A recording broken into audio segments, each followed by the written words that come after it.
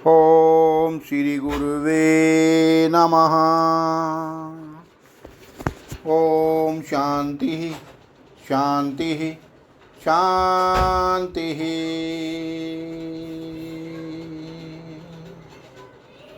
प्रणाम भगवान। भगवान अभी हमारा सत्संग पक्षपात रहित अनुभव प्रकाश श्री स्वामी विशुद्धानंद जी प्रसिद्ध काली कमली वाले बाबा जी द्वारा विरचित और सर्ग नंबर 8 से व्याख्या चल रही थी भगवान, जिसमें शीर्षक था आत्मा असंग। सत्संग कंटिन्यू करते हैं भगवान। जैसे सूर्य आदिकों के तेज कर सर्व सृष्टि आप अपने व्यवहार में बहिर जुड़ती है, परंतु तेज किसी को उंगली पकड़ के नहीं जोड़ता। इसी से सूर्य किसी के गुण दोष को नहीं प्राप्त होता। आप संस्कार के अधीन सर्व सृष्टि निज निज व्यवहार में जुड़ती है।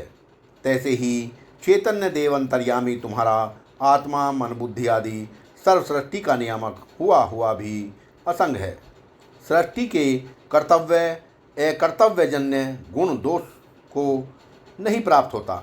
मन आदि सृष्टि आप अपने संस्कार के अनुसार आप अपने संकल्प विकल्प आदि व्यवहार में जुड़ती है।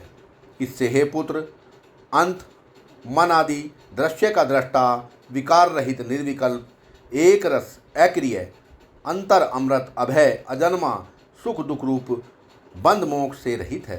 तात्पर्य यह है कि सर्व संसार के और संसार के धर्मों से रहित स्वतः सिद्ध अंतर कोई वस्तु है, ऐसा अनुभव होता है।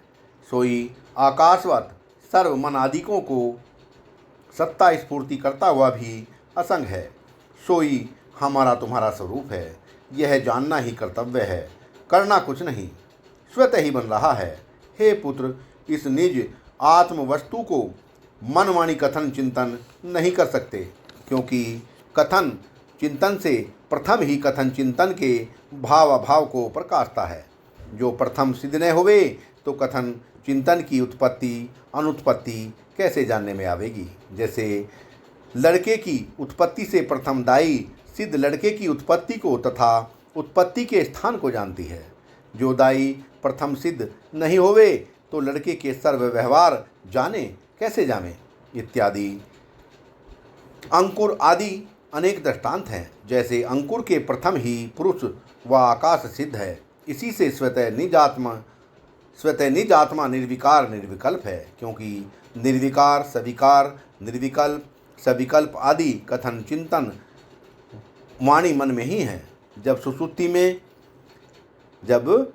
में मन वाणी लीन होते हैं तो विकार अविकार निर्विकल्प आदि कथन चिंतन भी नहीं रहते, परंतु जो वस्तु जागृत में कथन चिंतन के भाव का साक्षी है, सोई वस्तु सुसुप्ति में जिन जागृत आदियों के अभाव कल्पना का साक्षी है।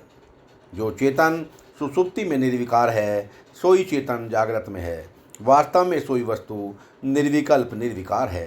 सोई प्रत्यक्ष आत्मा तेरा स्वरूप है। तू चैतन्य आत्मा ही इस जड़ संघात की चेष्टा का कारण है। सत्संग को विराम देते हैं भगवान। प्रणाम भगवान।